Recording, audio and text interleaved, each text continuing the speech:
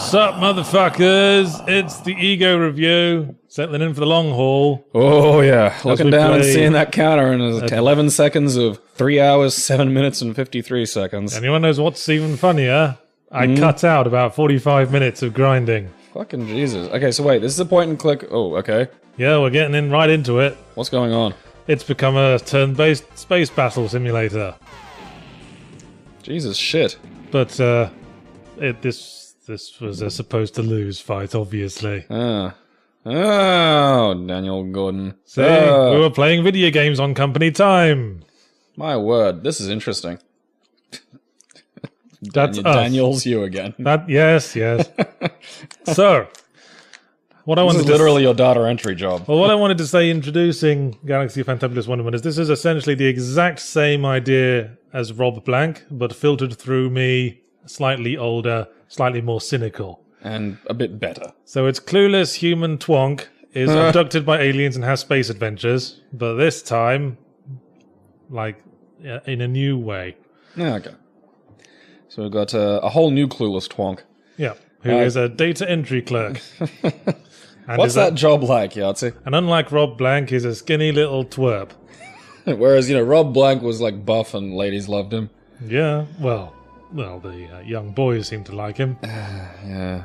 If there were any ladies in the Rob Blanc games, maybe they would have loved him. Zordon! What? Yeah. Okay, so I'm presuming this is like the last Starfighter, but for data entry clerks. They're like, man, you entered data, like, fuck, you're coming up to space to be our accountant. No, it's not. This is more like the human character is the butt of the universe, sort of thing like Hitchhiker's Guide was. So we've spoken to this. Schlub. So this guy next to us is talking about this great job opportunity he has, and he has to render us unconscious for it. Did you even agree to go to the thing? Well, you've been abducted. Oh, okay. We are lying in a windowless capsule. Luckily, that means I don't have to draw anything. So, what's the character's name again? Dan Gordon. And he's called right. that because I took the two mundane halves of Dan Dare and Flash Gordon. Who's Dan Dare? He was like a British pulp sci-fi character. Huh, I've never actually come across him. He was the guy whose enemy was the Mekon. Rider shirt security. So we've been abducted by like a red shirt employment agency. And basically we're just being sold to the highest bidder to do odd jobs for whoever they are. Were you part of a temp thing? Well, that's interesting. Yes, these are the aliens who we now work for. So, well, this simply visually and the way the game sort of is generally plotting along now, I'm way more engaged than I have been with the last few games. Well, that's good to know. Yeah, this is. So these three characters, ship's the same. These four characters, really. The fuck is it with you and shitty toaster vessels? Well, in this case, it's the joke. Okay. These guys are like mercenaries with the shittiest ship available. Okay, good. Actually, because that looks like a tub a kid keeps crayons in. Actually, the ship is specifically designed after, inspired by a line from Red Dwarf, where Starbug is described as a big skip with thrusters. So I designed a ship that basically was a skip with thrusters. It's shaped exactly like a skip. What's that little fluff ball? That's Eric. He's the pilot. Okay. So I wanted Mr. Invisible. The crew of the Elaborate Gesture, which is the name of this ship, were like a group of group of complementary characters that I always wanted to do more stuff with. I originally envisioned them as a webcomic thing, but I never got around to actually doing much more with them. I think after this game I wrote a short story about them that's on my website somewhere. That's what I did. So they're all like quirky characters. Now we've got Bromede, who is the captain, the green lady. Oh, that's a woman. Yeah. She was originally the green skin space babe in someone else's starship crew, where she had to wear slinky outfits. But now she's sort of rebelling against that and only wears a baggy t-shirt. The little brown furry thing is Eric. He was a genetically engineered creature designed to act as a toupee. They're the pilot. And the communications officer is Hole, who's, for no adequately explored reason, a humanoid who is invisible except for his eyebrows. And this game actually takes place within the Rob Blanc universe sometime after it, so this location may seem familiar. Yeah. Honestly, I actually looked at that and said, huh, and thoughts went to Rob Blanc. We're back on Tarabis, whatever it was. I don't remember Tarabis the name of it, 6. Okay, so, like, I'm not playing this time around. No. Did you have a reason for that? Just the sheer amount of time it takes? Yeah, I had to pre-record the video because I had to remove the grindy bits. Okay, so that interests me because the idea of there being grinding in a point-and-click adventure game is. Well, we'll get to I can't that. think of a game that has We'll done get to that when the full extent of the game's mechanics are introduced. Okay, because my first thought is a bit like getting the money in Leisure Suit Larry 5, I think, like where it's just you just have to fucking gamble for a while. Well, at the moment we've been abducted by these aliens. They've sent us to take a package to Quim Gymkhana, the current head of the Gymkhana crime family that we encountered in Rob Blanc 3. Have you ever seen the movie Jim Carter?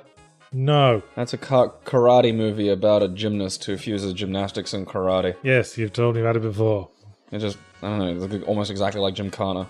Can't stop thinking of it. So the guard's not letting us pass. Oh no. What the...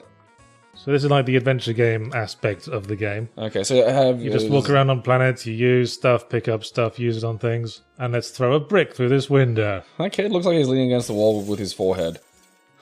He doesn't look like he's... Well, he's facing towards us. No, it doesn't look like that. It looks like he's facing the wall, like he's pressed his forehead. Because I was concentrating on the more complex gameplay for this game, I deliberately made the stylistic choice of going for very simplistic graphics. So there's not much shading, and the sprite's very simple, and the animation is minimal. Yeah, I think it's better. Yeah, almost. I think it looks a lot better than the Rob Blanc did, because it's not like a mishmash of styles. Yeah, there's not all these ugly black lines around everything. Because you've got a defined stylistic choice, as opposed to just attempting to be good. Well, yes, quite. So we just face the wall, young lad. He's not facing the wall though. Yeah, I'm not seeing how you're seeing this. I'd punish a child that way. Just lean against the wall with your forehead. So we're trying to enlist this child to distract that guard for us. Okay, I'm gonna get him a snack. Do you like this font I designed? It's very hard to read, isn't it? I wouldn't call it hard to read, but it's there. I mean, I'm not gonna... It's very, like Apple IIe printer.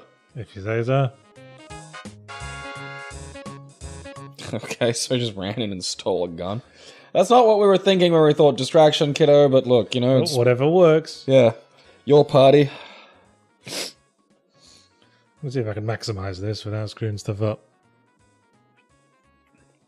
There we go. Ooh. Now it's big on our screen. Do. Now it's pixely as fuck.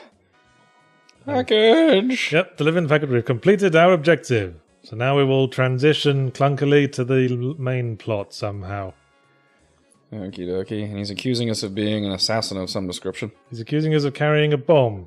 Because we are a red shirt from Red Shirt Security. And nobody informed us that red shirts are specifically designed for suicide missions. Because they're red shirts. Oh, like in the Stars Trek. There you see. That'll be a little bit more obvious. I wonder if that's now gonna become a running joke around geek culture. Now Quim Gymkhana's hearing a voice that we can't hear, and now he's just walked off in the middle of a discussion. Okie dokie. Hey. Hey, is this a suicide mission? Yes, and the captain has done the same thing Quim Gymkhana just did. Got a weird faraway look in their eye and then headed off somewhere. Quim? It's like the Scotsman in the Monty Python science fiction sketch. Just mysteriously turned into a Scotsman and ran away. That's making me giggle. Okay, so, you know, if you fill me in here, there's two distinct... So we've got kind of an FTL gameplay. Well, not really. You'll see as it comes along. I need to know. We've already seen the adventure element. Now we're going. Yes. Now we will gradually have the space exploration stuff tutorialized to us. So the captain was in charge, and neither of the other two want to take responsibility. So they just sort of Shanghai you into the role of captain. That would be a really unpleasant situation to be in. It's like, does everybody else around you who just know more about you than the situation, but don't want to be in charge? Yeah. It's like, well, you're in charge now. What? I don't want that to happen. Yeah, so Hole is the cynical, snarky guy who doesn't seem to give a shit about anything. I don't know, those eyebrows scream that he cares. Yeah, I think the reason why I envisioned a character who's invisible except for his eyebrows, because the eyebrows are pretty much the only part of the body designed exclusively to convey emotion. Um, So you can still convey a whole range of emotion with just the eyebrows. they also keep sweat from getting into your eyes. Well, there is that. Yeah. That's really important too. I knew a goth kid in high school who shaped up his eyebrows, and then he had to learn that the hard way. I think you told me that before. Summer's not fun. Now here's tutorials, though we're not paying much attention to because we're not playing. Okay, so So how easy is this to download and play? Was this a challenge to get up running? not really. Seems to work all right, raw as it was. Oh, the blue dudes again. So now we're acting captain. We're trying to find out what's going on with all these people running Why'd away. you call him Quim? Because I was younger and I thought it was funny. And also because the character in Rob Blanc 3 was called Tim Gymkhana, I think. And I wanted to have like a rhyming name function. I think Quim's an underused word for it anyway. So now we need to go to a space bar called the Bloody Towel. There wasn't really much thinking behind that name. I don't know, my first thought goes whenever I hear a space towel references straight to Hitchhiker's Guide. Alright, here's some background. Okay. In Rob Blanc 3 there was a sort of galactic government. But that's apparently been disbanded, and now the galaxy is divided into 3 zones. We're currently in the free zone, where there's no police, and there's a lot of crime, and it's there's an evil pirate organization that shakes everyone down all over it. Next The zone Sudan. is So we're in space Sudan. the next zone is the zone where there is no like authority at all, and it's just a total anarchy. And the final zone is the protected zone, where the galactic police keep order. Is it a scary North Korea order? It may well be. So See if I can pick all the major plot twists in this like I did with now we're introducing the major grind of this game. Okie dokie. You have to trade the four galactic commodities: armaments, bacon burgers, chocolate, and pornography. Every planet with a spaceport sells those 4 commodities at a different price. You just have to sort of remember what are the best trade routes. Basically, very, very simplistic elite. Okie dokie. So just for the tutorial here, it's establishing that we can buy pornography here and sell it at the next spaceport over for slightly more. Trading's boring as hell. It is indeed. Thanks for pointing out that the main gameplay mechanic of this is going to be dull as fuck. Well, after a certain point, you don't really need to trade anymore. Oh, what And do we you do can- after that? And once you find some really good like trade routes, you can make a lot of money very fast. Uh-huh. See, I still sort of think this game holds up in a lot of ways. How many planets are there? It doesn't in some ways, but it does in some ways. Guess we'll find out in 2.5 hours. There's a couple of mechanics I am like particularly think are quite good still. Well, I mean, I'm interested. I mean, this scene's You keep probably saying lingering a that. little bit longer than... Well, we need to establish all this stuff. Well, Well, now we get into the main issue, I think, with the design of this game, is that all the functions, like trading, communicating and stuff, is done through dialogue trees.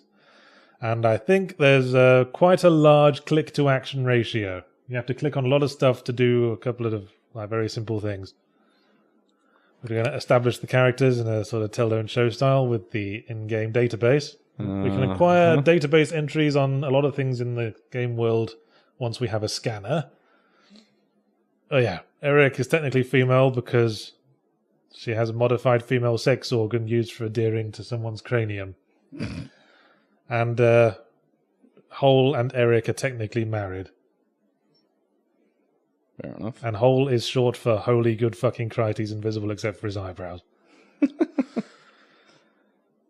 Okay. Yes. Just going through the initial database entries. So you have to click on Eric or whatever his Yeah. name is. Hole. Hole.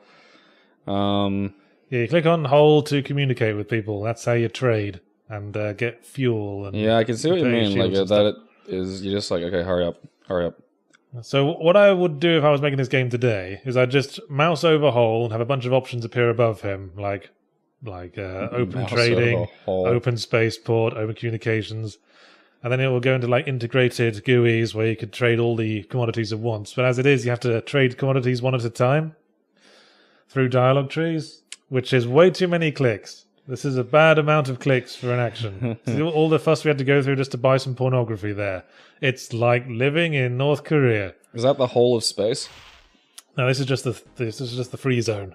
Oh, that's right. You got the 3 zones. That's right. Yeah. Okay. So, I mean, I'm presuming there's space combat. Yes, and there is. There's fuel concerns. Yes, there are fuel concerns, but we're going to buy however Jesus, much more that we can at this point. Yeah, went on a bit low on cash. So yeah, fuel's in the top right, if you haven't noticed. Managed to From figure left out to what right, that graphic was. It's missiles, money, shields, fuel, and red shirts from left to Now right. sell. We don't have any red shirts at present. Red shirts is how you initiate all the adventure game segments in the game, but we'll get to that when we get to that. Okay, let's... So you say initially we played Daniel Gordon doing the adventure game segment on the planet. We don't really do that anymore. In future, we have to use red shirts for that. Oh, okay, so we create like our little suicide troops. Yes. So we're like the adventure game version of ISIS. Fade out, fade in, because this was the first editing out a trade grind segment. Oh, is that what that was? So we had to grind up some money before we could come to the bloody towel. But now we're here. Jesus, shit Christmas. Ah! Yes. This is another hilarious character. It's Billy the Barman, whose trait is that he can only speak in a furious bellow. I've known people like that. Like, their entire life is being, their childhood was being yelled at, their education experience was being yelled at. I think they only know one volume. I imagine him talking like the Gumbies from Monty Python. I've got to go now, break up a fight. Like, not yelling, just volume somehow. I believe in peace and bashing two bricks together. So the guy who runs the bloody towel is also pissed off.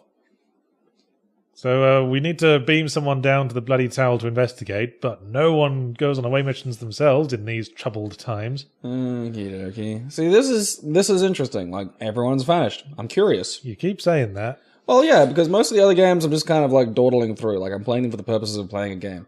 This has actually got a thing that's going on in the background that has me kind of hooked. I want to know the resolution to why people are just hearing something and wandering off. I wonder if it will be everything you hope for. Probably not. You got any theories? I don't know, they just wanted to go into space.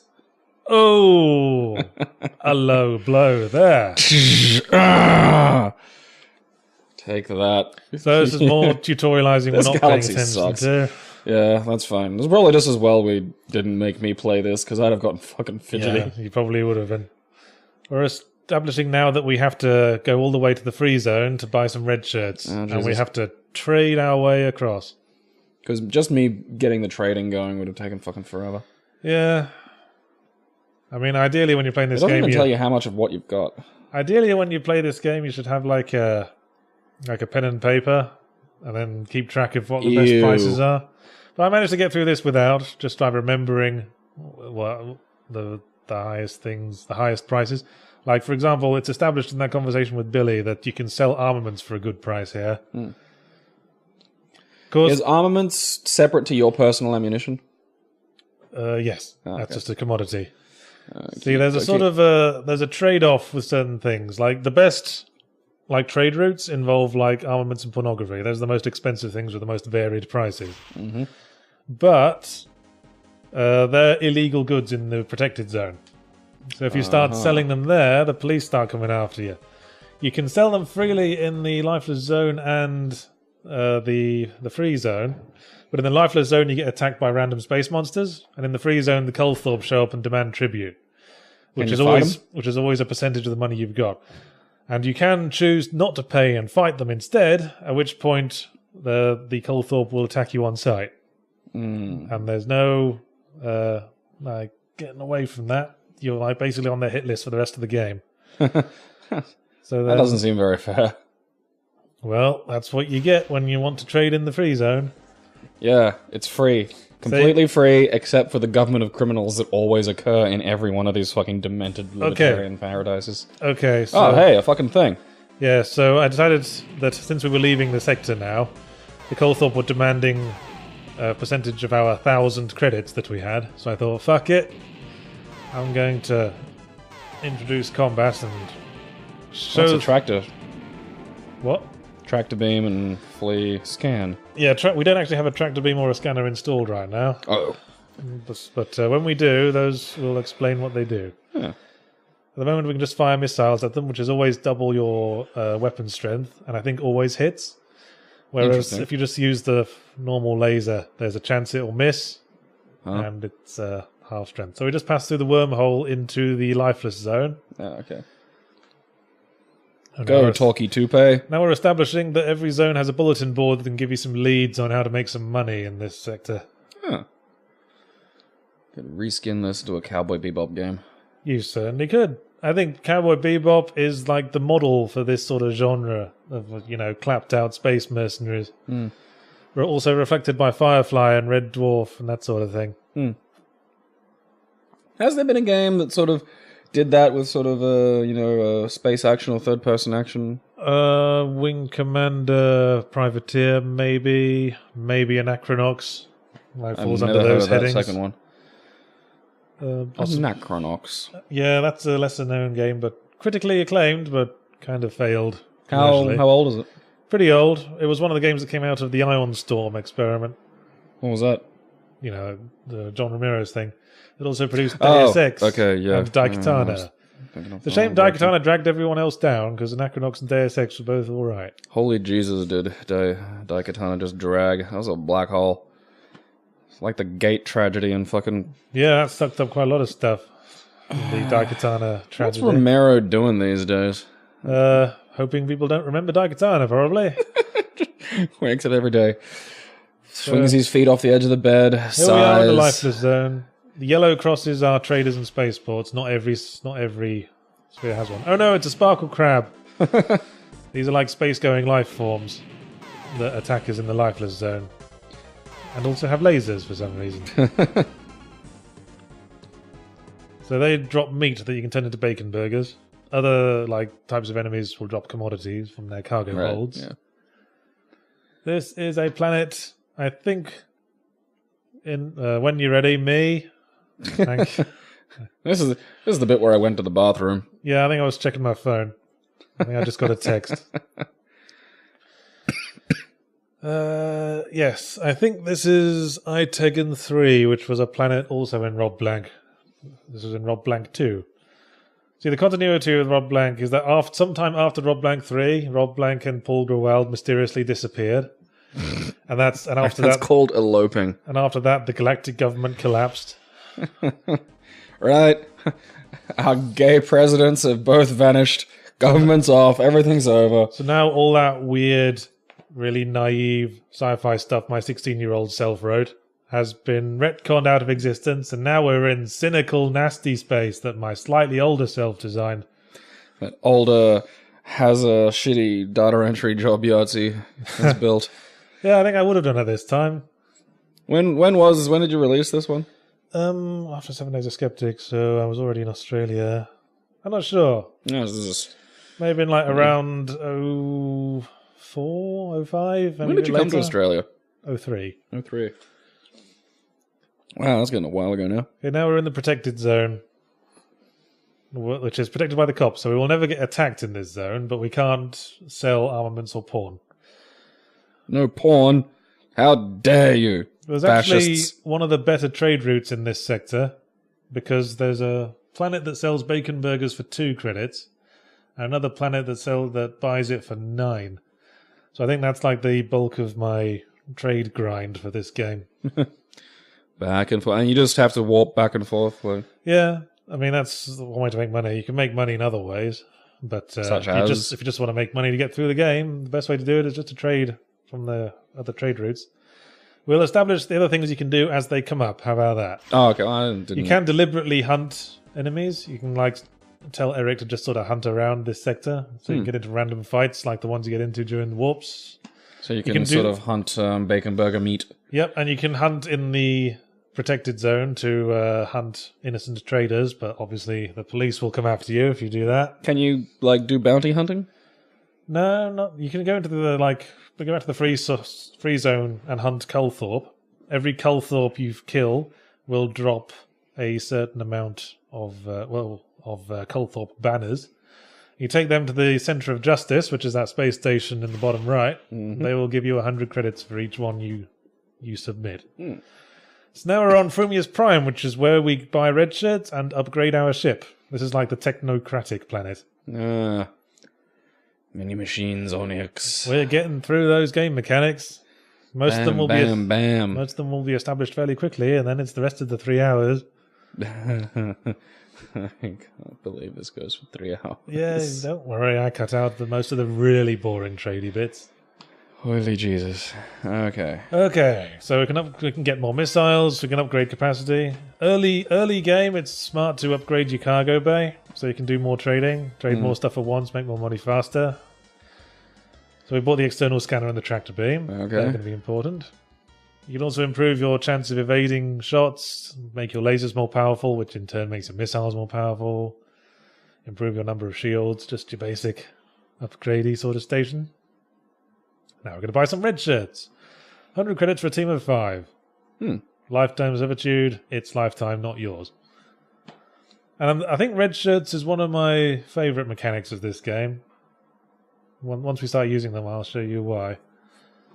Yeah, I think that's like an interesting gameplay mechanic that also works well in context. Yeah, so as a gag. The way I'm thinking it works is like you now have a point-and-click adventure avatar whose death and replacement is a explained integral part of the story universe. Exactly. All right, cool. So on certain planets, not all of them, on certain planets we can beam red shirts down to like explore, solve puzzles, find like certain resources and stuff.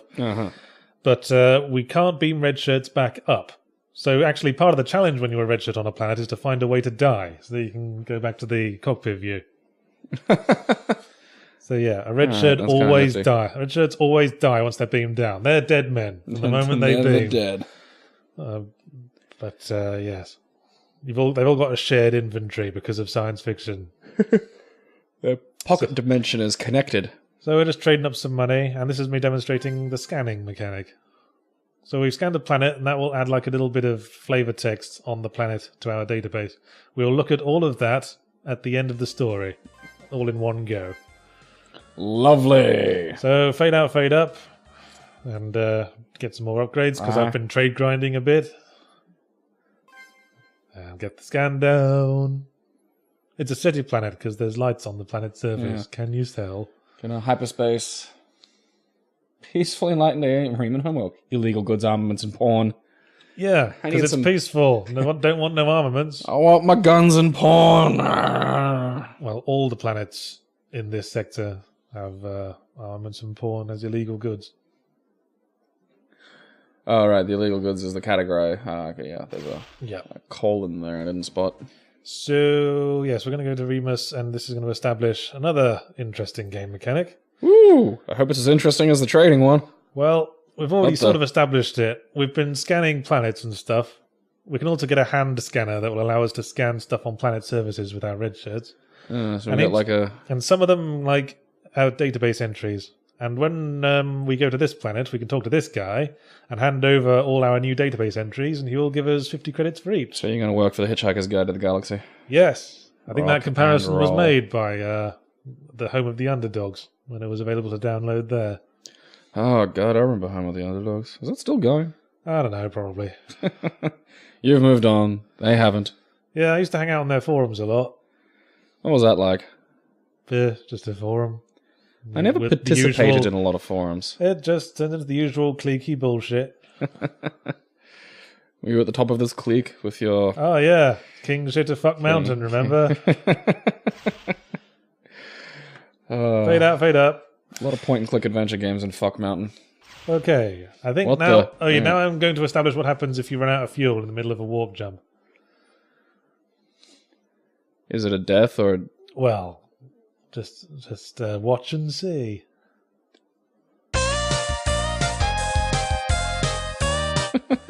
It's Dirty Laura's breakdown service. Now, as we're establishing the text here, this will only happen once when you run out of fuel. Okay. So she'll refuel your tank just the once, but if you run out of fuel in the middle of warp again, that will be a game over.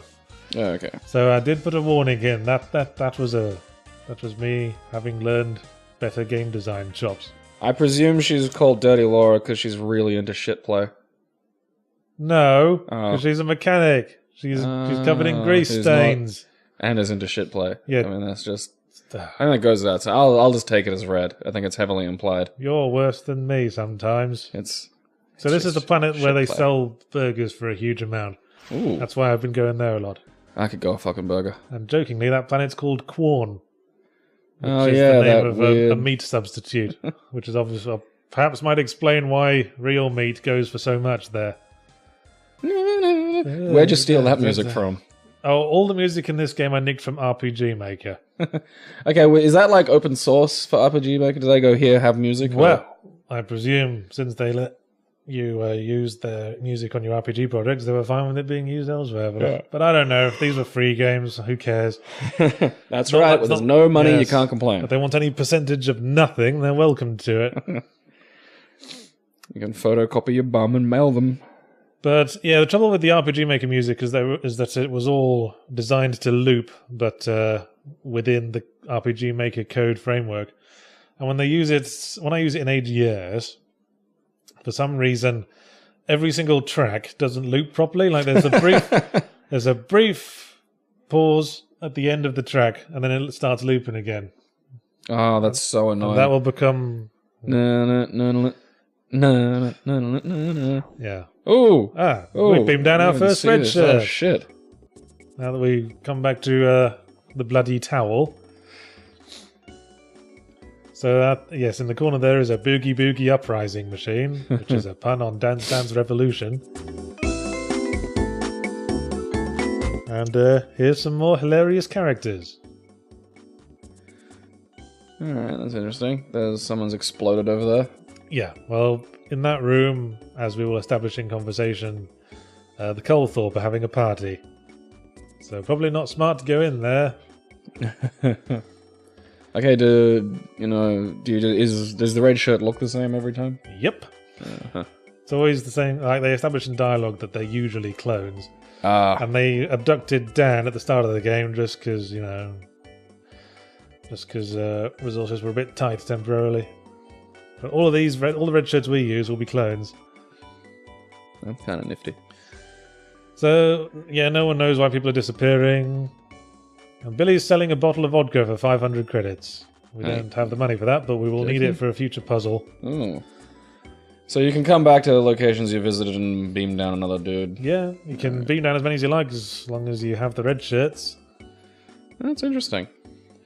Has any game done something similar to this? I'm trying to think of something that might be comparable, or I'm honestly sort of, at a loss. I'm not sure.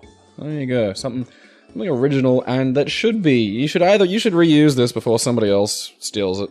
Yeah, Because I like this as a mechanic. That's I've long thought of making another of these games. Yeah, now that you're much better at it and can fix some of that grindy, clicky stuff. I started work on a sequel once called Escape from the Dimension of Insidious Cruelitude. But Cruelitude.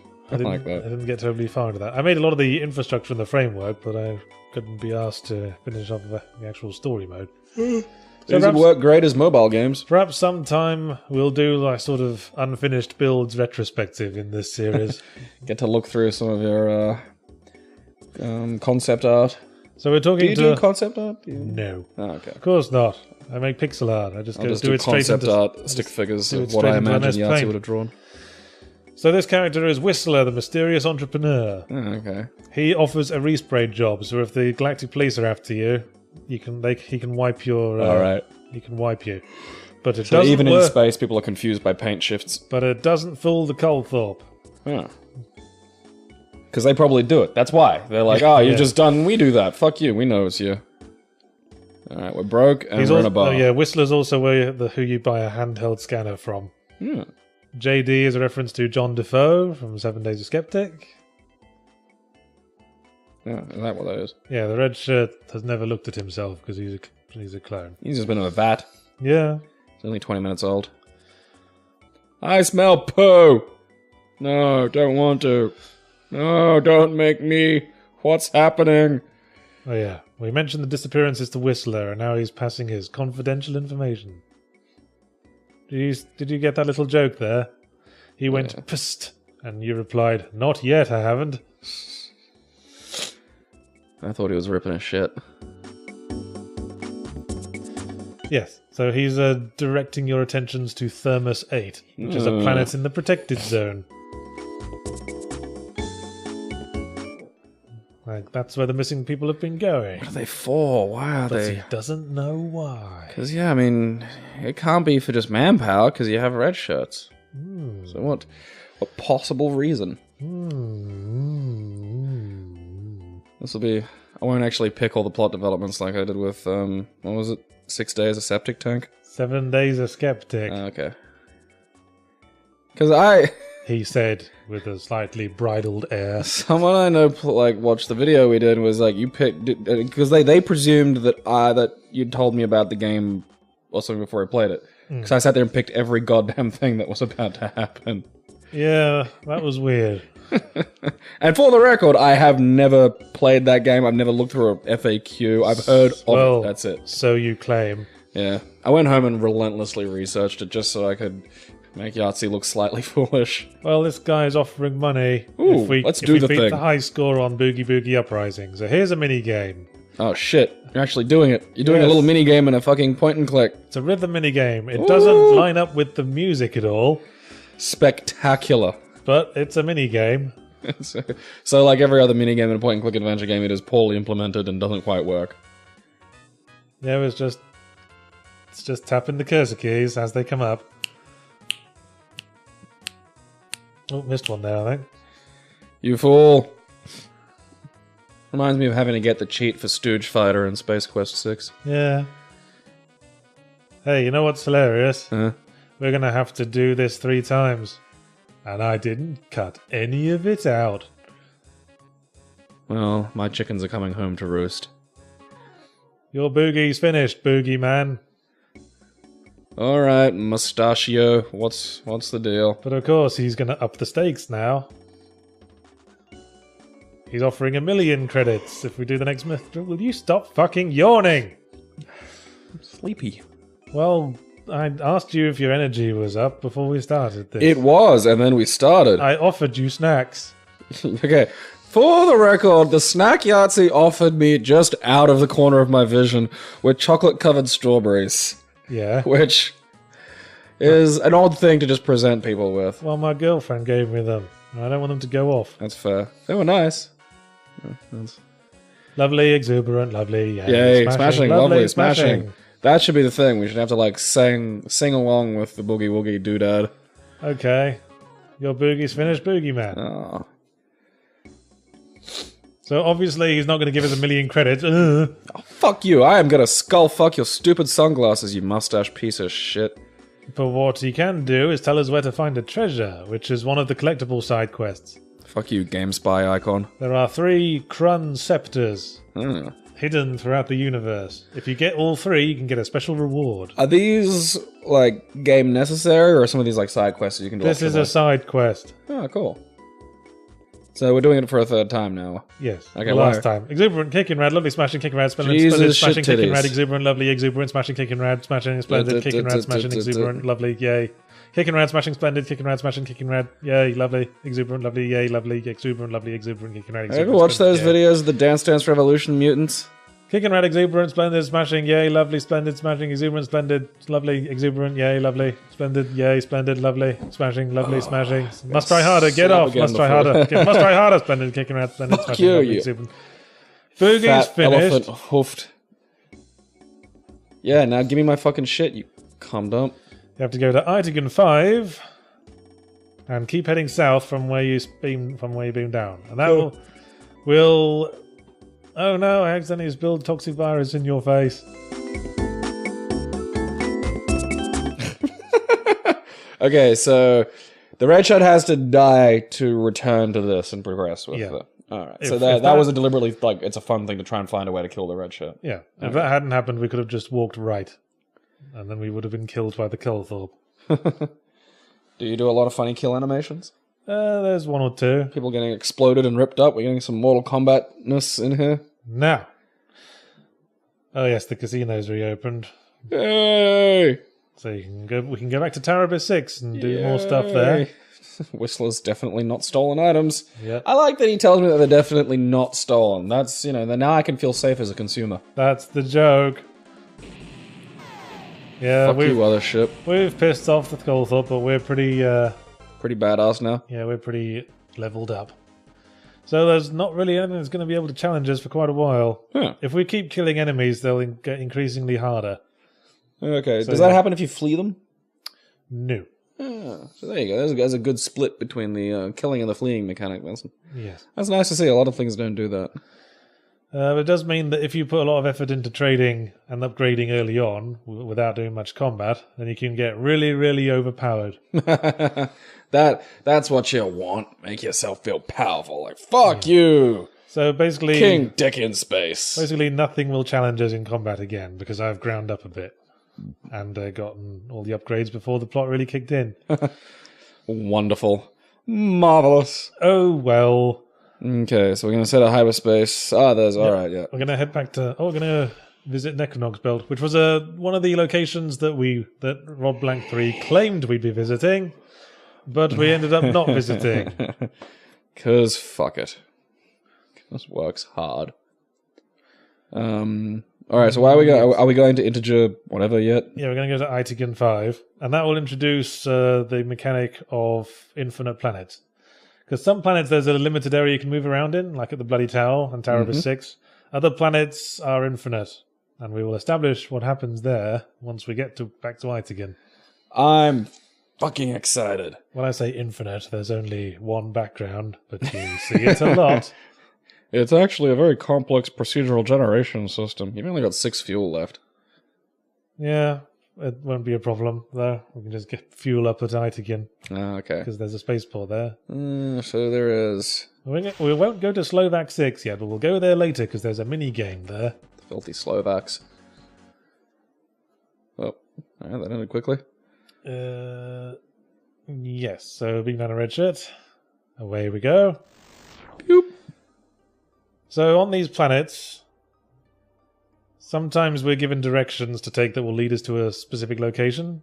And this planet, we just know to keep moving south, because the mustachioed man said to. We will find the standard cargo crates. If we bought a tractor beam, we can get small amounts of resources this way. Huh. It's salvaging. This is another way to make money. A little bit random, though. So it's That's fine, because it's kind of like an incidental thing. Yeah. So the red shirt will be able to keep moving around. We'll be able to change rooms a certain number of times, but then something will kill them in this Grand Space Quest tradition. And we've found the first of the 3 Krun scepters. It looks like a knob jutting from the ground. I have seen a knob that looked like that on the internet once. I thought you had to tractor beam it up for a moment, but then You fool. I realised, wait a minute, I have hands! Oh, this is quite a homoerotic scepter. Every goddamn time. Alright, Glorious. cool. Glorious. And so now you're just fever. going to wander around and try and get the dude killed? Yeah, well, he'll just die automatically after a certain number of room transitions. Like he just runs out of oxygen? You will see. Yeah. Actually, it's a different death for each infinite planet. Huh. And on this planet, I think it's the next room. Oop. It's a worm.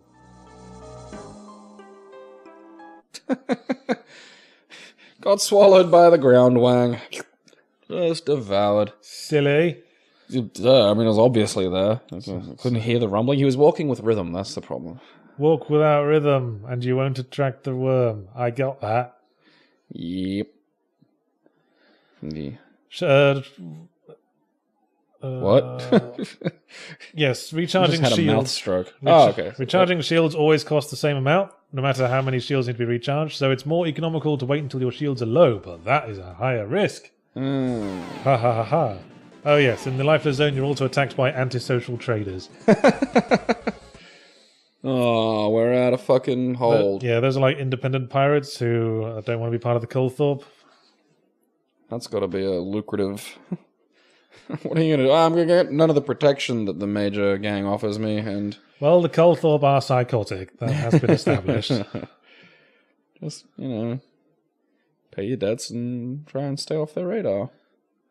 Alright, so where are we going now? Because we're blurring through a little bit of the narrative here, I think so. I think we're going to I think we're going to go to Begarath at some point and establish the Krun Scepter mini quest. If you must yawn, could you try to do it inaudibly? I can yawn inaudibly. Let's listen.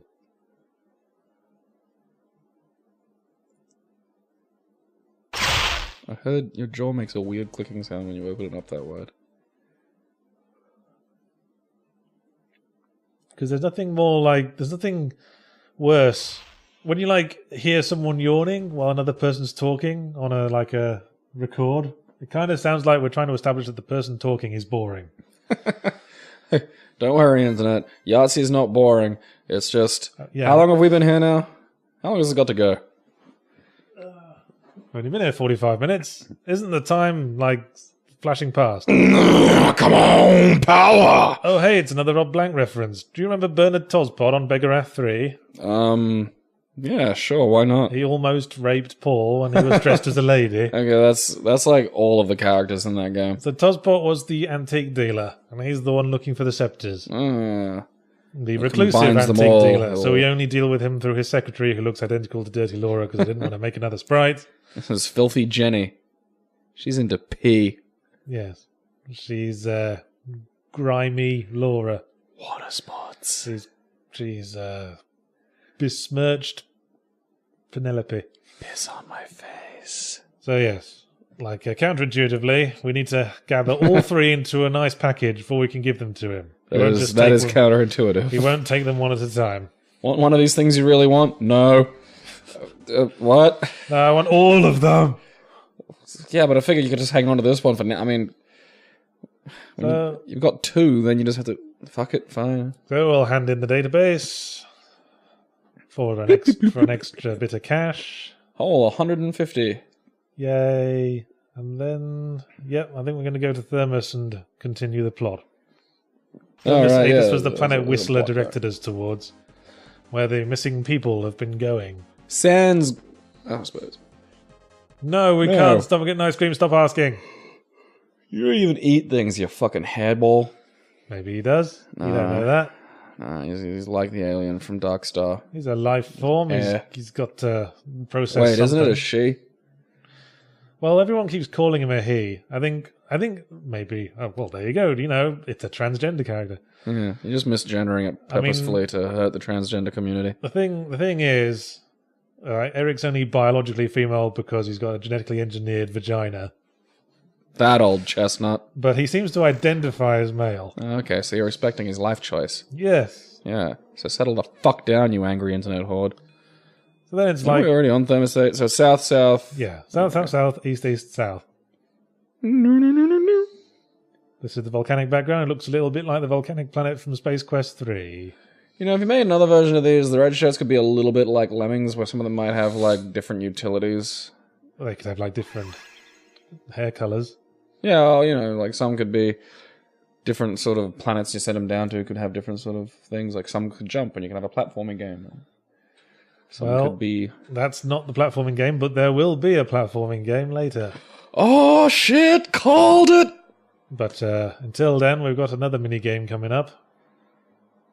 Oh, yeah.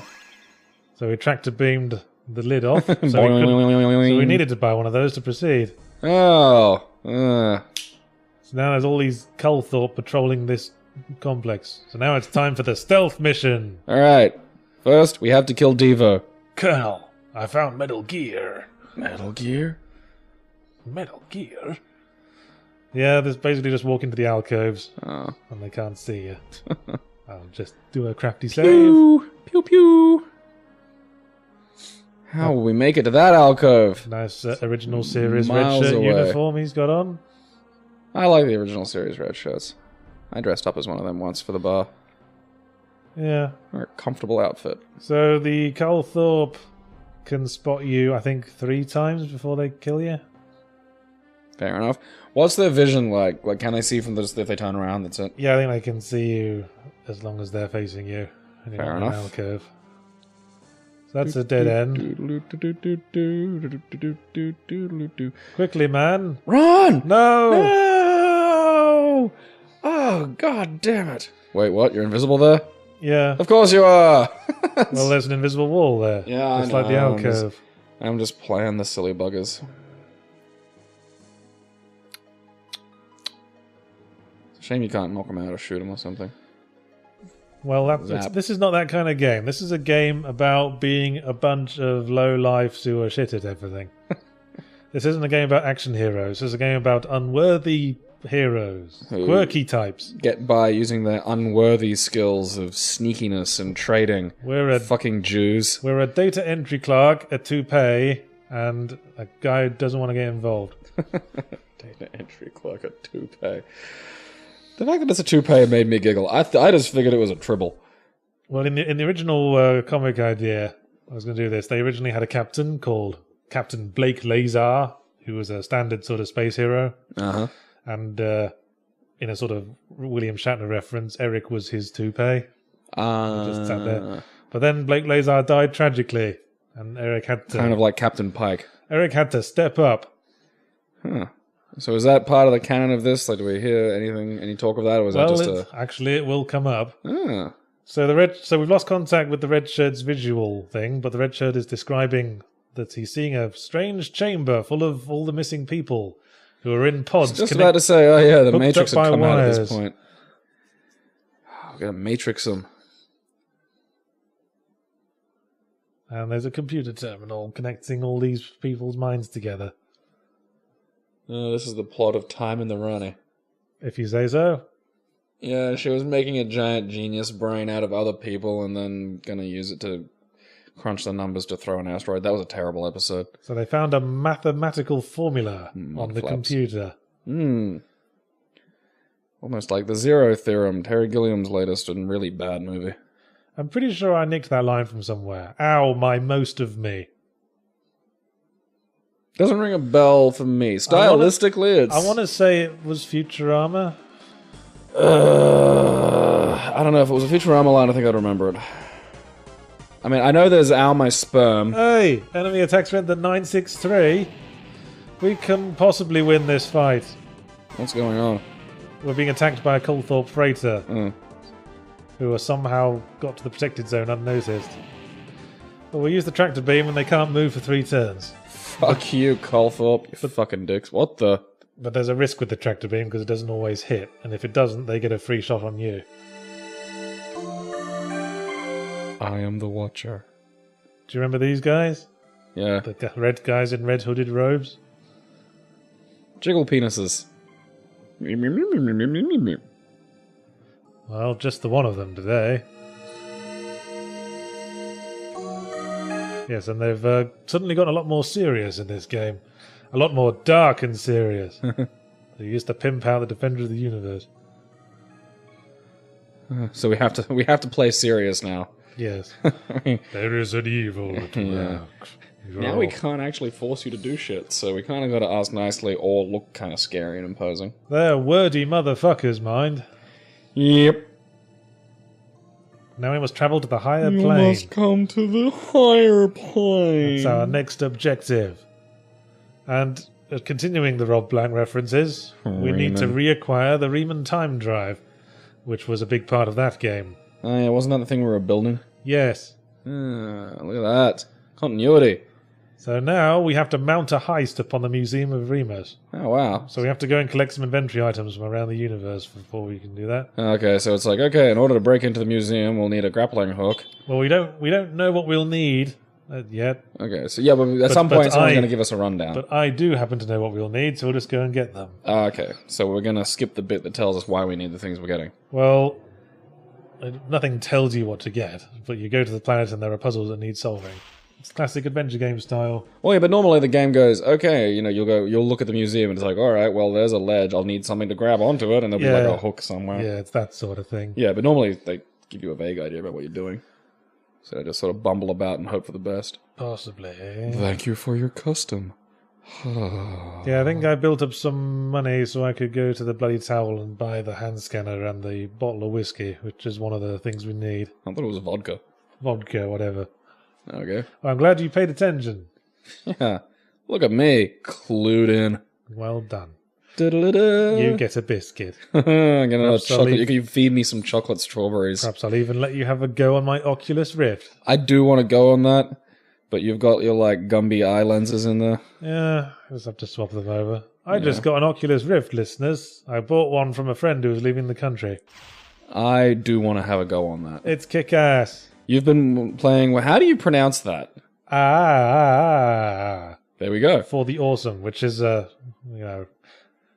an intense experience with the Oculus. It made me feel quite ill after a while. I'm super looking forward to that, because I'm shit scared of heights, so if something can trigger like that... Like, but it was fun nonetheless. Yeah. I think one game... I really think it's the way forward for gaming, the Oculus. Real immersion right there. Bugger to set up, mind.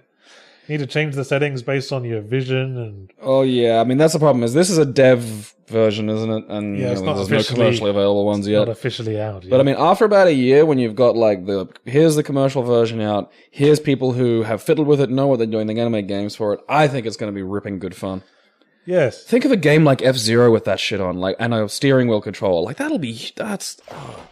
I was ready for that. I was playing a bit of Elite Dangerous with it as well, which is a lot of fun, a lot of great immersion and stuff. What I did find, though, is that with Elite in particular, once I actually tried playing the game with it, because there's so many different controls in that game, I had a lot of stuff mapped to my keyboard. And I couldn't see my keyboard because I was in my magical space cockpit. Yeah, that's an issue. This is where we need, what was that game again? Steel Battalion? Yeah, Steel Battalion. Yeah, you need a Steel Battalion controller. With the absurd... How much fun would that be, huge amount of controls. Like, full, like, VR headset. There's no, like, pretend to feel the control sticks. The control sticks are fucking there. I think Steel Battalion... in the, not the Kinect one, in the old version. Yeah, the one that came with the giant controller. It had the giant controllers with all sorts of buttons on it. I think that's the quintessential man game. That's the kind of thing blokes like. They want big machines with lots of buttons to press. Lots of buttons. It's so ridiculous. I mean, haven't you ever wanted to... Yes. Control a forklift? Yes. Or a crane or something? I have to be kept away from those because I have a habit of climbing on them and trying to operate them. They seem like fun. Ever since I was a little kid, like I nearly ran Granddad's tractor into something. Could probably have stood to cut some of this out, but never mind. I don't know, look at that space hole jiggle. Yeah, look at it go. It's taking us in. Yep. See, in the original AGS version, there was like a fade in, fade out like command, but for some reason when I play the games now, it doesn't work. Which is a shame because I tended to use fade out and fade up for a lot of like visual effect purposes, like to indicate, sort of ethereal transportation.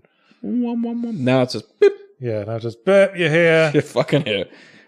So what, you're expecting a special effect? Fuck you. Armament still selling for a fuckload here at the bloody towel. It's a place that kind of likes its guns. Well, yeah, it makes sense, doesn't it? Yep. See? It's all intuitive, isn't it? Yeah, everything's perfectly organic, and if you can't figure it out, you're a chode. Yeah. Okay, so what do we... Okay, so we've skipped... was there a narrative bit that might have informed us as to what fucking things we need to get into the museum? No. We could have gone to the museum and looked around and stuff. So that would have given us an idea. That would have given us an idea, yeah. Okay, so... sans that, give us an idea what we need. Like, why are we poking about? Because that's the thing, you know what's going on, I don't have a purpose. Okay. We have a hand scanner now. Well, we have a hand scanner, we need the bottle of vodka. Okay, we need a bottle of vodka. What for? We're going to use that as fuel for something. Okay. We also need a length of rope. Alright, so we do need like a grapple gun. No, we just need the rope to tie something to something else. Is that all we need? Yes. They're in different locations in the free zone, though. We get to see... Oh. Yeah, they give you one warning. See? It's like the fuel thing. One warning. That's good design. Yep.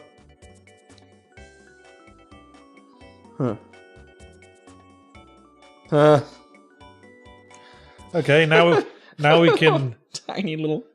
Now we can head off. Oh! So we're going to head briefly back to Tarabus 6, where we can get the rope that we need. Okay, so the only place in the galaxy that has rope. And there's also another... Fucking Jesus. There's also a new mini-game unlocked there now that the casino's open. Ooh, we can gamble? It's not a very good mini-game, but we shall see. Is it Space Blackjack? It's sort of a gag mini-game. Oh, okay. But we will see it when we see it. Oh, so you're actually going to do it? Yeah. Oh, okay. Nifty. Just sell some burgers to the they mob. like those burgers. The mob like their burgers. I could go a burger. I think that's why I'm a little bit sleepy, because I'm hungry. I haven't had like a lunch feed. I had a good breakfast. But I had lunch. I had a handful of popcorn and a carrot. that's a... What are you, a donkey? You No, live at just- a petting zoo? I Where's popcorn? I want popcorn. I ate all my popcorn. Oh. That's what these need. I'm going to bring like chips and Would shit you like... next time. Yeah, I guess that would help keep the energy up, Mr. Audible Yawn. What have I got to snack on? I got some chocolate-covered sultanas.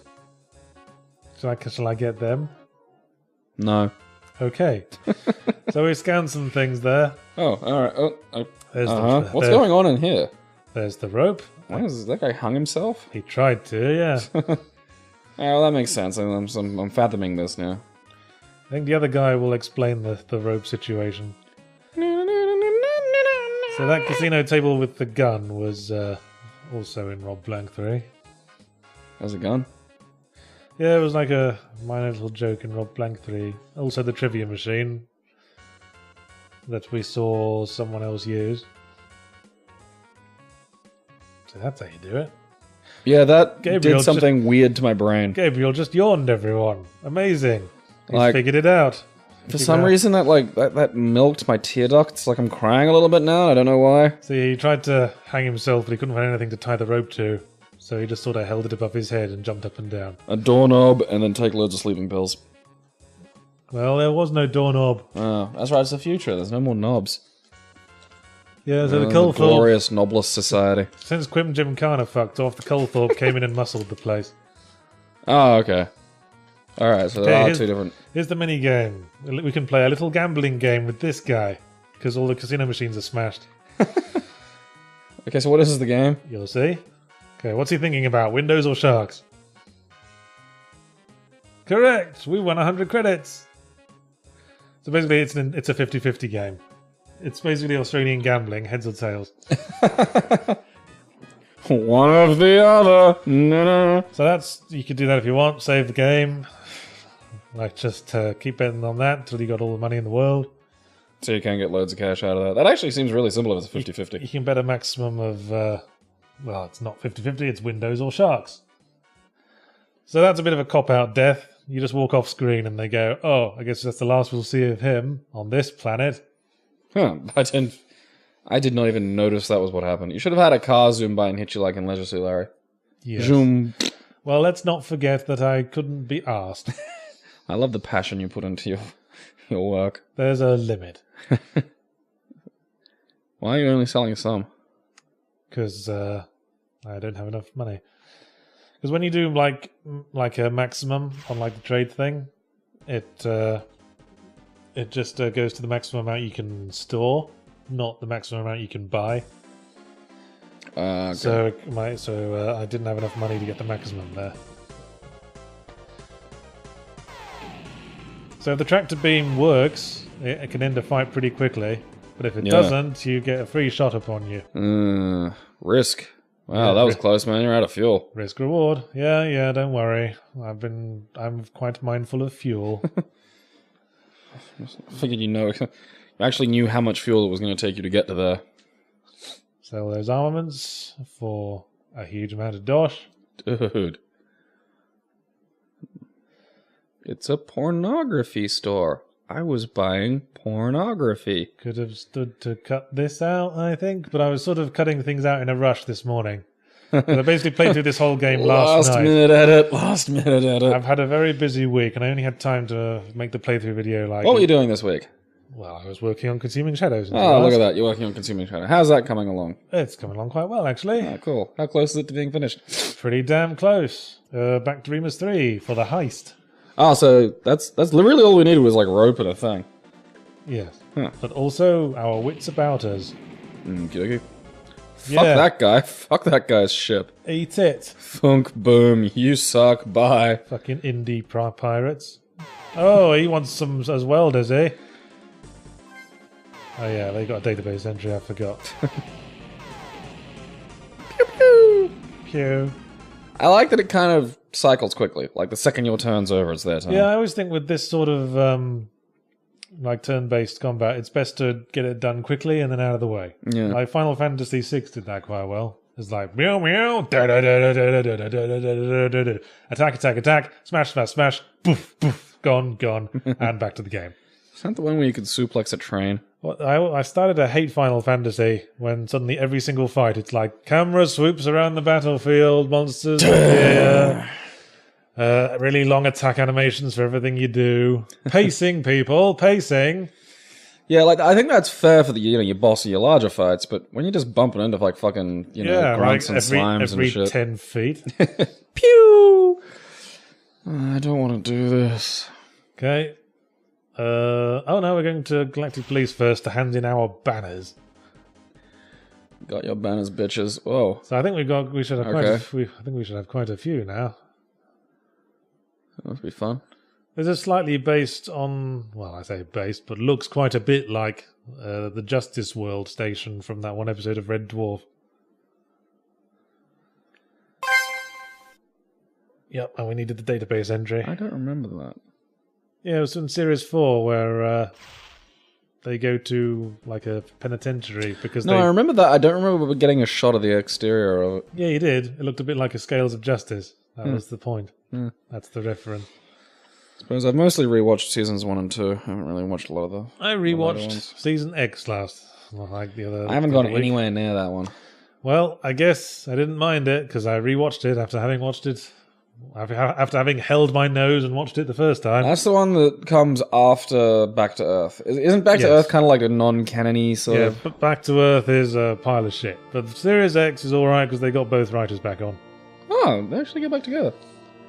Okay, this is the way we'd kill ourselves if we needed to on this planet. The most dangerous book in the universe. It's so interesting, you keep reading it until you starve. That is very Hitchhiker's Guide-y. Yeah. Event. Ooh, seems too small, but I bet I can just stuff myself in it On without closer any... inspection, it is too small to enter. Alright. You called my bullshit, Vent. Well, so much for that heist. Shit. Yes, we were examining it a moment ago, but we seem to have forgotten.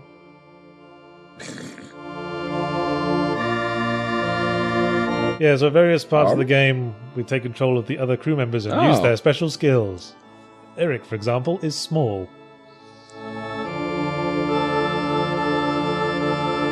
And now they start bickering. Let's not argue why we have company. Hole. Just makes... it gives me a good childish giggle. Oh, that's kind of cool. Do you control him now? Like... Yes. Ooh, look at that. In a platform minigame. That's right, I forgot we had the platform minigame. In a slightly dodgily This is awful. programmed one. I can't see where... This is just... It's a maze minigame, basically. Yeah. Eric's minigames are all pretty much all mazes. What are the other minigames like? Well, there's one other, and it's a top-down maze. Ooh. Oh, so it's a maze as well. Yeah. Riveting. With some special features, but we'll get to that. Okay, is that Hole that does those? No. Eric's... that's Eric, as I said. Both Eric's minigames are mazes. Oh, so you only get to control Eric. Yeah, there's a bit where you control Hole, but not as a minigame, just as an adventure game section. Oh. So there's the Riemann Time Drive. It's behind some lasers. After Rob Blanc got finished with it, he donated it back to the museum. It belongs in a museum. Well, it does, doesn't it? Why'd you go back in there? Okay, the locations you can go. Yeah, we can't access it just yet because the lasers are in the way. There was a newspaper on the ground there. What? In that room. Oh no, it was the grate that he came out of. Yeah. Go, little poo, go! Hey, he's not a poo. He's a a ball, poo. He's a ball of hair. And there he looks like poo. Oh. And there's the second of the 3 scepters we need. That is also behind lasers. I thought the second was going to be silver. What's the third one? Platinum? Well, when I say second, it's the second one we found. They're bronze, silver, and gold. Ah. So, yes. Apparently that guy in Begrath 3 was having trouble finding the scepters. All along it was on public display.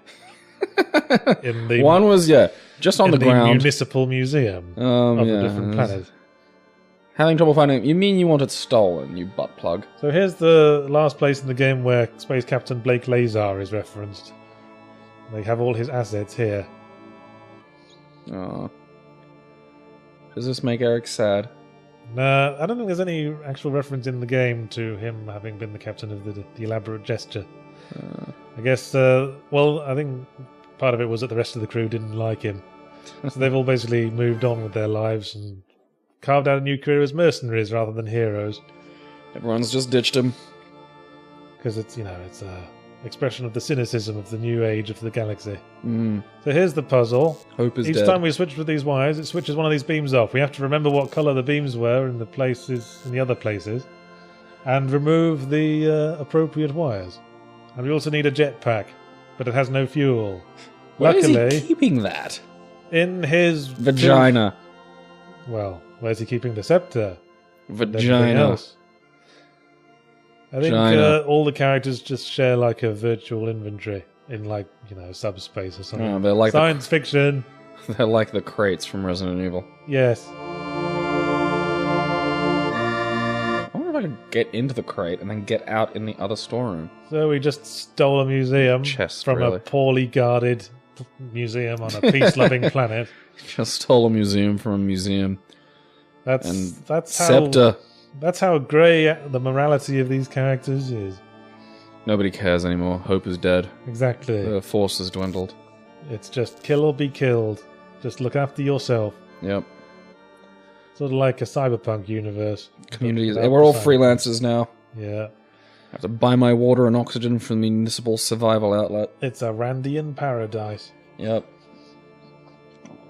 So we can't just tractor beam it out of here because there's a glass ceiling in the way. Oh, the glass ceiling. It always holds people down. So we're gonna get it out of there with a fueled jetpack. Okay. Vodka, fuel jetpack. We attach the jetpack to the time drive. Yep. And up and away. Yep. Kind of a ghetto solution, but never mind. What was the other rope? Yeah. Yep. Then I forgot what to do for a second, and then I realised, oh yes, I have to turn it on. That's how functional devices work. Switch on the jetpack. Oh, hey, there we go. And away it goes. So this is the only case where we don't see a red shirt visibly die before we go back to the ship. So that red shirt, maybe he will just live a long, full, and interesting life. Yeah, he works for the museum now. Yeah, he's going to be their new guard. Yeah. He's going to defend people from looking at the book. Godspeed, sole surviving red shirt. We salute you. Actually, maybe we'll see him again. In the next edition. Because there's a red shirt character towards the end of the game who's not part of your crew, so maybe that's him. Maybe the red shirt... I just made that up just now. Just fixed your own cannon. Spontaneous retcon. Yeah, just Professor X'd in there and repaired the broken cannon. Amazing. Not sure what we're doing here. Oh, we're just dicking around, you know. Oh yes, we're going to beam a red shirt down. That seems nice. Yeah. There's a lovely beach on Begrath 3. This was the planet where Paul from Rob Blanc came from, remember? Oh, yeah. Piss on him. And they've continued to be very idle people. Tidal wave! Hit him with a scepter. So none of those... Abduct him. So what gets rid of him is to shout, work! And then he disappears because I couldn't be asked to animate anything. And then we can nick his boat. Ah. Look how amoral we are. Why do we need a boat? You'll see. Okay, that's easier time following this. This is another side quest.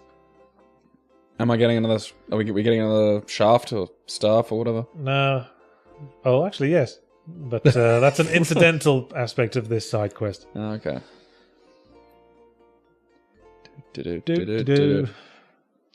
Fucking riveting. Hoping for some salvage, not a sausage.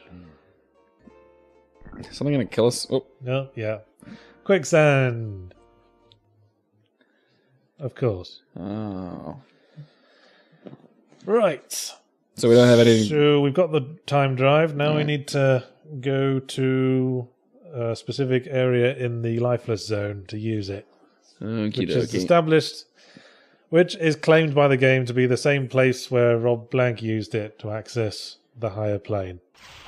But, you know, that wasn't really established in the previous games.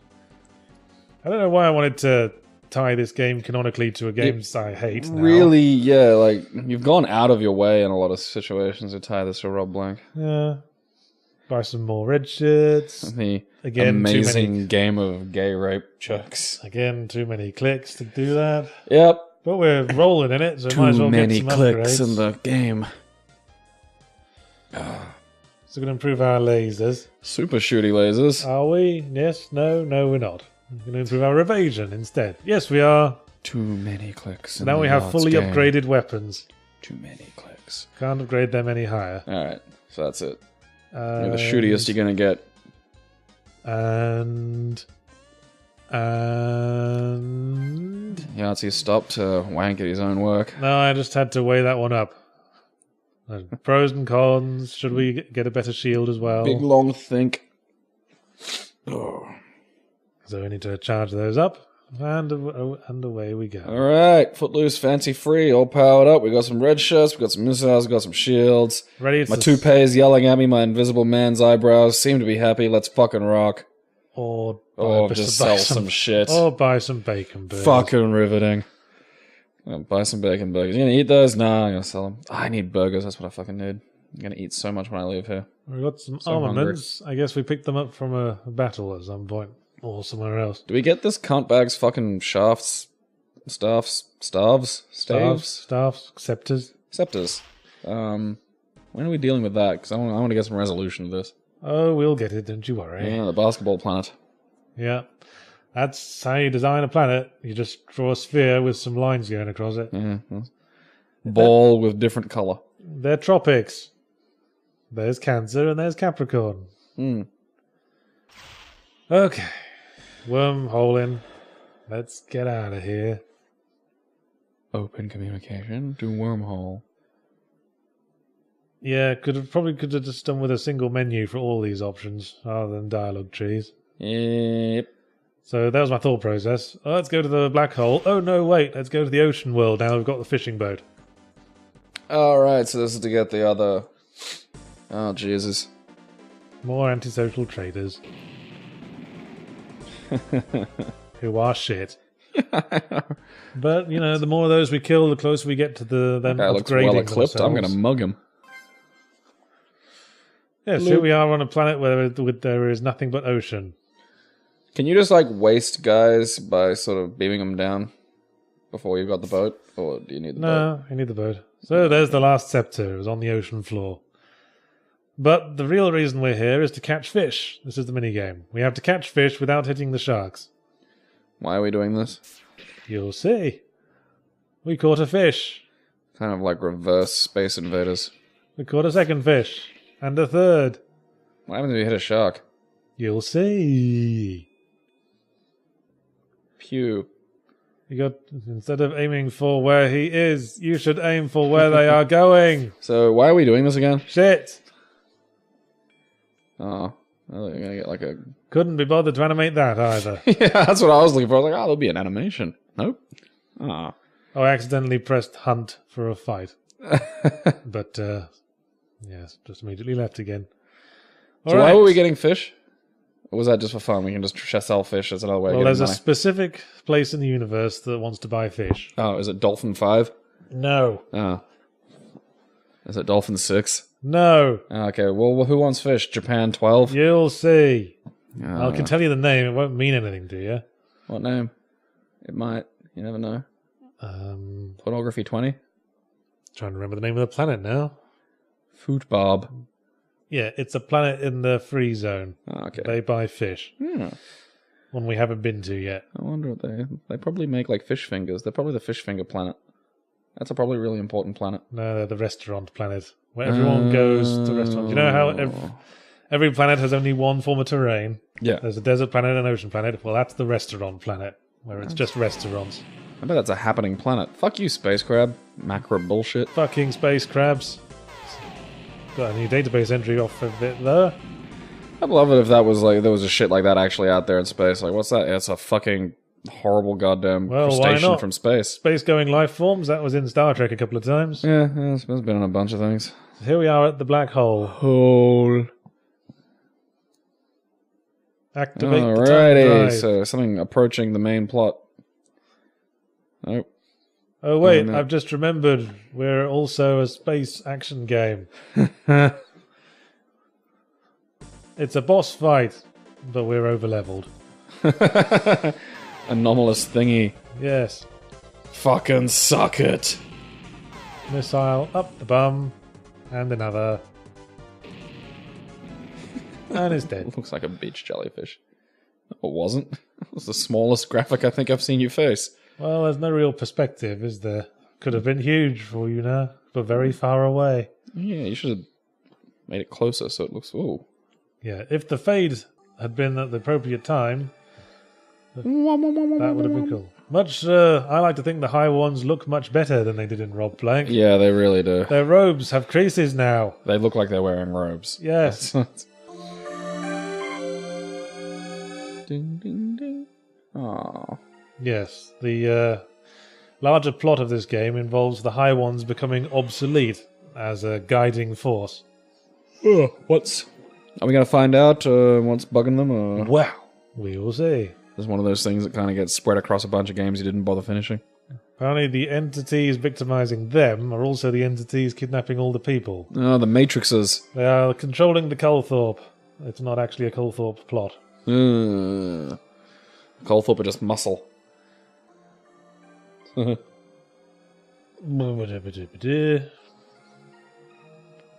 Yes, this dialogue could probably have used some editing. Anything else? Nope, we're good. Nope, that's enough exposition. We're going to be talking all day. Formula. Ugh. Mathematics. That's going to become the big thing. Excellent. I was really hoping this game was going to start delving into some maths. Yeah, you thought it was going to get interesting. It's actually going to get boring. Extranoids. The Extranoids are the evil ones. They dwell outside our universe. What do they do out there? What do they do in their spare time? Hang around. Yeah, just try to impose their will upon the four-dimensional universe. Yeah, they're just like, you know, it'll be fun. That four-dimensional universe looks kind of interesting. Let's go in there. You know what? All of this will be explained in the plot as to who the Extranoid are and what their interest is in our universe. Oh, cool. They're kidnapping people so they can wire all their brains together to solve a mathematical problem.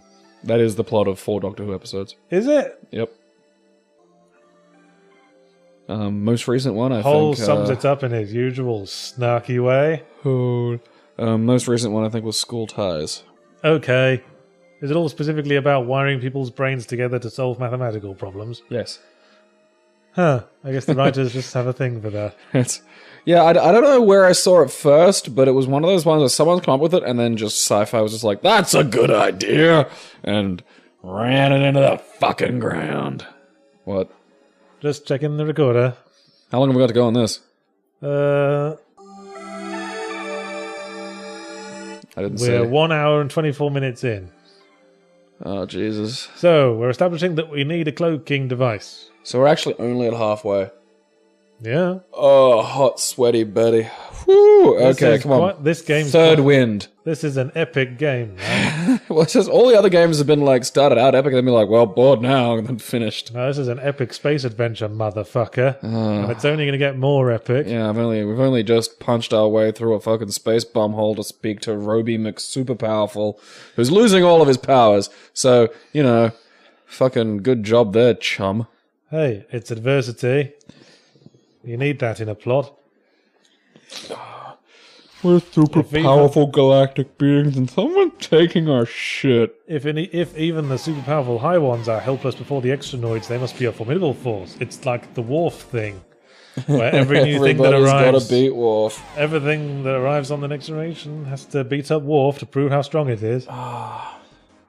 They should have done like a little bit like that Buffy episode, The Zeppo, which is just all about Worf's day.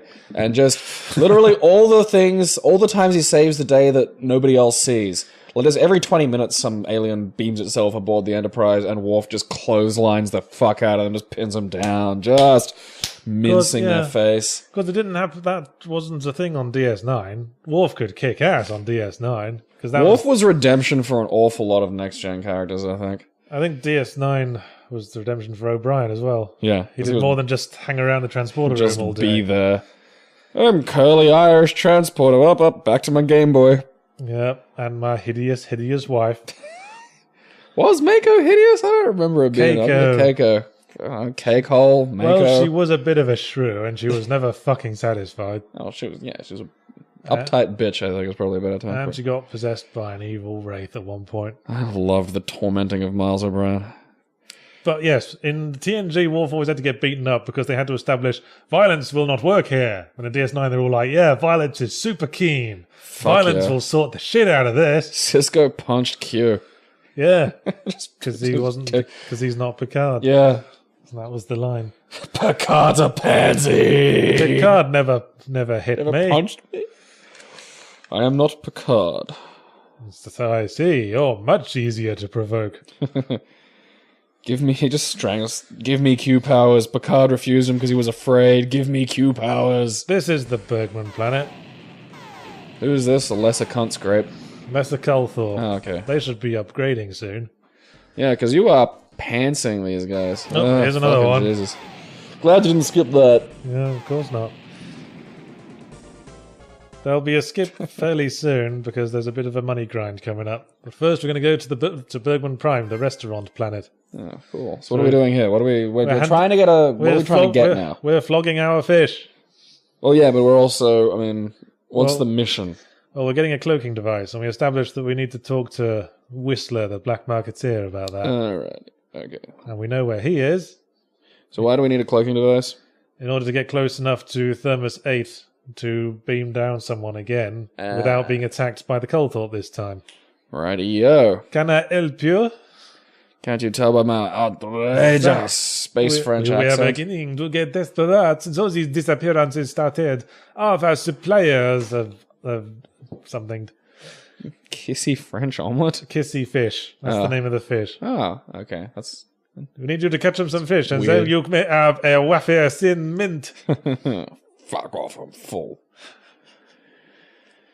Yeah. Kissy fish? Just 30 credits. Kissy fish? It's just 30 credits per fish, but there's no limit to how many fish you can catch. It just stops when you catch a shark by mistake. So it's all down to your level of skill there. Alright. So there's a tip for you people playing this at home. Fishing. So we've got 120 credits. Holy fuckadolly. Okay, so now we're going to the trading post to make some real scratch. Yeah. None of this fucking poaching bullshit. There's actually another good trade route. Bergman Prime sells armaments for one of the lowest prices in the sector. And we know the Bloody Towel buys them pretty high. Do you do that? Do you make use of that? Yes, because we're going to need a good trade route pretty soon. Yeah. Well, hopefully you edited that out. Well, yes. Fantastic. Because Whistler, of course, is not going to sell his services cheaply. This is more the galaxy of mercantile prudence. It's Fantabulous Wonderment, I think you'll find. But you have to say it in a slightly sarcastic voice. Yeah, I'm glad it's sarcastic, 'cause I was going to say trade routes aren't fantabulous. I mean, that's kind of the point. I mean, this is a game about a grimmer, more cynical universe, but it's got a very sort of... Fantabulous Wonderment. But it's got a very fun-loving name. I see. So there's a joke in the title. There you go. I fell hook, line, and sinker thinking it was going to be a wackadoo point-and-click adventure game with silliness. I was expecting, Joke's on you. Yeah, I got fucking played, man. You just been Yahtzeed. Yes. Shit. Egg all over your fucking face. Egg. Mixing with my cum. And it tastes like fucking chocolate strawberries. Okay. Well... Feed me the chocolate strawberries. That was an inexplicable pause in the banter there. Fed me chocolate strawberries. Right. Yes. Beam down a red shirt, please. Yep. There's Mr. Game Spy again. I like the music here. Yeah, it's another RPG Maker one. Got some nice elevator music for our dive bar here. I think it's very calming. 3,000 credits he wants. Jesus shit, fuck you. But we can make that however we want. This is just the bit where the game goes, hey, why not, explore the galaxy and have some fun for a while. Have you been ignoring the trading part of the game? Fade out, fade Fuck in. you, Now then. we have 3,000. Don't ask how. There should have been a dick sucking for dollars in this. You get lots of money, but you have to really, really work it. That would be like a sort of Guitar Hero mini game. Yeah. With Yeah. strum, strum, strum, strum, strum, strum. Through the fire and the flames. Comes some come. I don't know that you've probably played that a lot. See, I don't know the lyrics to Fire and the That'll be Flames. some very hot cum. Through the pubic hair and pants. Yes, if memory serves, we'll establish that. Tum-ti-tum-tum-tum. Yes. Yes, during that grinding, the Culthorps leveled up. And now we're Oh, fighting shit. greater Culthorps. Mm. Kind of helpless when they're tractor beamed, though. Well, that was fucking riveting. I hope it was everything you dreamed of. Yeah, I was like, oh, finally a greater Culthorpe. Zap, zap, zap. He's dead. Ah. Moving on. Okay, so the fighting in this is probably not a big deal. Well, not because we, over-leveled early on. Yahtzee breaks his own goddamn game. Well, I know how to win the game because I made it. Other people might not have that advantage. Yeah, they'd foolishly wander into this thinking it's a trading sim. For everyone else, this is a game of exploration and discovery. I don't know what it's like to explore and discover the game because I know what's in it all. Huh. Someone should recraft this. You should make something else like this again. I think it's an interesting sort of game. Perhaps I will then. Do it! Fucking do it! Fucking make the game I want! Yeah, I'll make it on iOS just to piss you off. You jerk. Who uses an iPhone? On the bright side, after all that grinding, we've got a fuckload of Culthorpe banners now. The next time we go to the Centre of Justice, we're going to be moneyed up like a motherfucker. Eat it. Right. Oh, so we're cloaked now. Yeah, we're cloaked. Shit, alright, so well that was... now we can't be attacked. Can you use the cloak during fights? No, not of course not presently, but we can later in the game if we complete a side quest that is not in this video. Okay. Well, it's good to know it's there. See, there you go. There's another tip for you players at home. Yes. I bet the downloads for these will probably pop up after we've done them. Possibly, but we're going to spoil the whole game now, so people won't have to play it. Yeah. Well, I say that, but this video is going to be cut in half.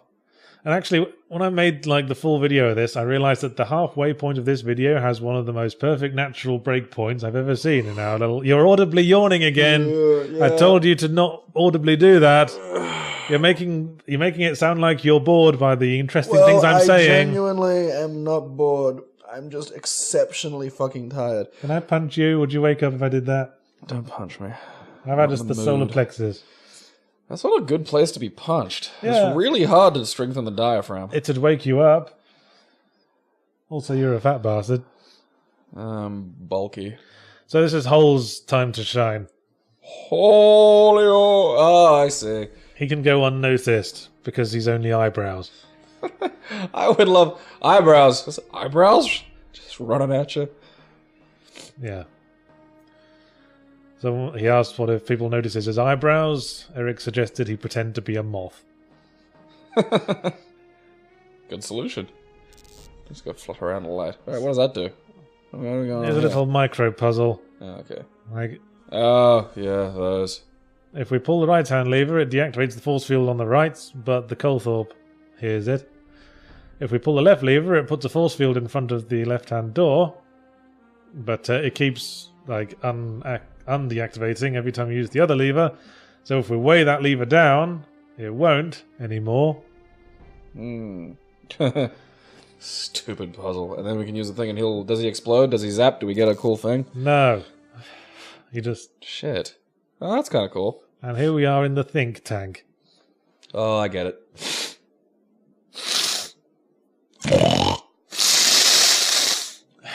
Would you like some tissues? Oh, that was a good one. Ooh. This is the first and only time we see the whole crew outside the ship. Where is I? I can't even see him. Well, he deactivated the turrets from that console, and now he's gone off to the left to put his pants back on. Oh, okay.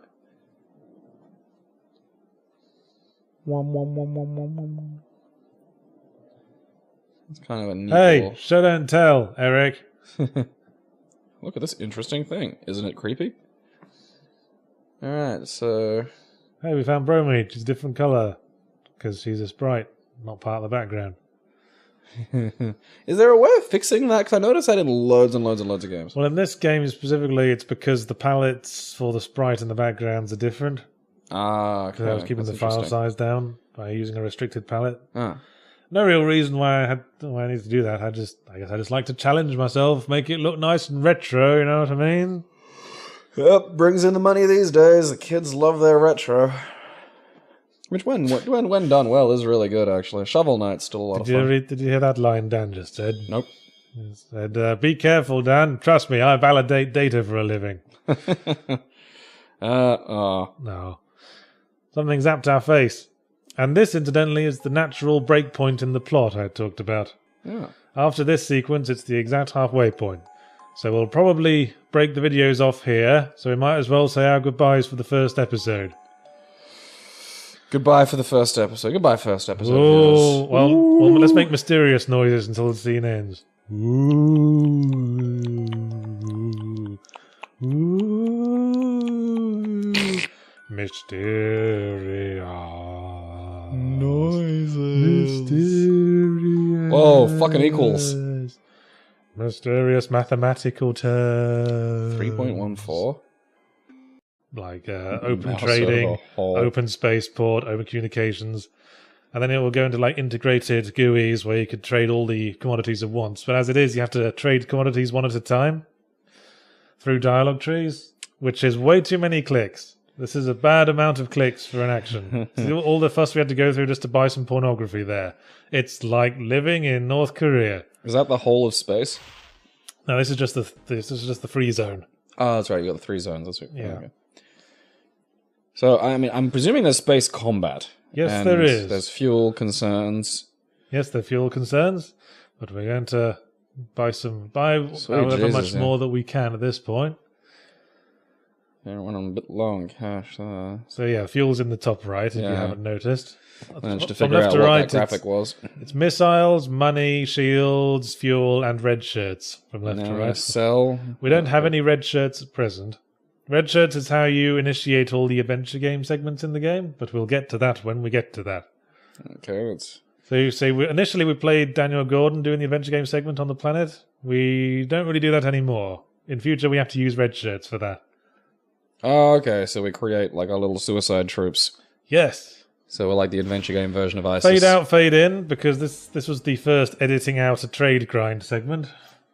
Oh, is that what that was? So we had to grind up some money before we could come to the bloody towel. But now we're here. Jesus, shit Christmas. Ah! Yes. This is another hilarious character. It's Billy the Barman, whose trait is that he can only speak in a furious bellow. I've known people like that. Like, their entire life is being, their childhood was being yelled at, their education experience was being yelled at. I think they only know one volume. I imagine him talking like the Gumbies from Monty Python. I've got to go now and break up a fight. Like, not yelling, just volume somehow. I believe in peace and bashing two bricks together. So the guy who runs the bloody towel is also pissed off. So we need to beam someone down to the bloody towel to investigate, but no one goes on away missions themselves in these troubled times. Okie dokie. See, this is interesting. Like, everyone's vanished. I'm curious. You keep saying that. Well, yeah, because most of the other games I'm just kind of like dawdling through. Like, I'm playing them for the purposes of playing a game. This has actually got a thing that's going on in the background that has me kind of hooked. I want to know the resolution to why people are just hearing something and wandering off. I wonder if it will be everything you hope for. Probably not. You got any theories? I don't know, they just wanted to go into space. Oh, a low blow there. Take that. So this is more tutorializing we're This not paying galaxy attention sucks. to. Yeah, that's fine. It's probably just as well we didn't make me play this, because I'd have gotten fucking fidgety. Yeah, you probably would have been. We're establishing now that we have to go all the way to the free zone to buy some red shirts. And we Jesus. have to trade our way across. Because just me getting the trading going would have taken fucking forever. Yeah. I mean, ideally, when you're playing It this doesn't game, even tell you how much of what you've got.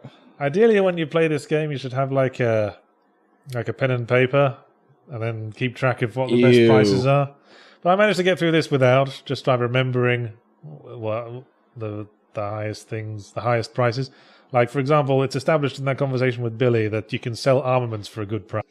So I designed a ship that basically was a skip with thrusters. It's shaped exactly like a skip. What's that little fluff ball? That's Eric. He's the pilot. Okay. So I wanted Mr. Invisible. The crew of the Elaborate Gesture, which is the name of this ship, were like a group of group of complementary characters that I always wanted to do more stuff with. I originally envisioned them as a webcomic thing, but I never got around to actually doing much more with them. I think after this game I wrote a short story about them that's on my website somewhere. That's what I did. So they're all like quirky characters. Now we've got Bromede, who is the captain, the green lady. Oh, that's a woman. Yeah. She was originally the green skin space babe in someone else's starship crew, where she had to wear slinky outfits. But now she's sort of rebelling against that and only wears a baggy t-shirt. The little brown furry thing is Eric. He was a genetically engineered creature designed to act as a toupee. They're the pilot. And the communications officer is Hole, who's, for no adequately explored reason, a humanoid who is invisible except for his eyebrows. And this game actually takes place within the Rob Blanc universe sometime after it, so this location may seem familiar. Yeah. Honestly, I actually looked at that and said, huh, and thoughts went to Rob Blanc. We're back on Tarabis, whatever it was. I don't remember. Tarabis 6. Okay, so I'm not playing this time around. No. Did you have a reason for that? Just the sheer amount of time it takes? Yeah, I had to pre-record the video because I had to remove the grindy bits. Okay, so that interests me because the idea of there being grinding in a point-and-click adventure game is we'll get to I can't think of a game that has done that. We'll get to that when the full extent of the game's mechanics are introduced. Okay, because my first thought is a bit like getting the money in Leisure Suit Larry 5, I think, where it's just you just have to fucking gamble for a while. Well, at the moment we've been abducted by these aliens. They've sent us to take a package to Quim Gymkhana, the current head of the Gymkhana crime family that we encountered in Rob Blanc 3. Have you ever seen the movie Jim Carter? No. That's a karate movie about a gymnast who fuses gymnastics and karate. Yes, you've told me about it before. I don't know, it's almost exactly like Gymkhana. Can't stop thinking of it. So the guard's not letting us pass. Oh no. What the... So this is the adventure game aspect of the game. Okay, so you just walk around on planets, you use stuff, pick up stuff, use it on things, and let's throw a brick through this window. That kid looks like he's leaning against the wall with his forehead. He doesn't look like he's... Well, he's facing towards us. No, it doesn't look like that. It looks like he's facing the wall, like he's pressed his forehead. Because I was concentrating on the more complex gameplay for this game, I deliberately made the stylistic choice of going for very simplistic graphics. So there's not much shading, and the sprite's very simple, and the animation is minimal. Yeah, I think it's better. Yeah, almost. I think it looks a lot better than the Rob Blanc did, because it's not like a mishmash of styles. Yeah, there's not all these ugly black lines around everything. Because you've got a defined stylistic choice, as opposed to just attempting to be good. Well, yes, quite. So we just face the wall, young lad. He's not facing the wall though. Yeah, I'm not seeing how you're seeing this. I'd punish a child that way. Just lean against the wall with your forehead. So we're trying to enlist this child to distract that guard for us. Okay, I'm gonna get him a snack. Do you like this font I designed? It's very hard to read, isn't it? I wouldn't call it hard to read, but it's there. I mean, I'm not gonna... It's very, like Apple IIe printer. If you say so. Okay, so I just ran in and stole a gun. That's not what we were thinking when we thought distraction, kiddo, but look, it's... Whatever works. Yeah. Your party. Let's see if I can maximize this without screwing stuff up. There we go. Ooh. Now it's big on our screen. Do. Now it's pixely as fuck. Package! Yep, delivering the package. We've completed our objective. So now we will transition clunkily to the main plot somehow. Okie dokie. And he's accusing us of being an assassin of some description. He's accusing us of carrying a bomb. Because we are a red shirt from Red Shirt Security. And nobody informed us that red shirts are specifically designed for suicide missions. because they're red shirts.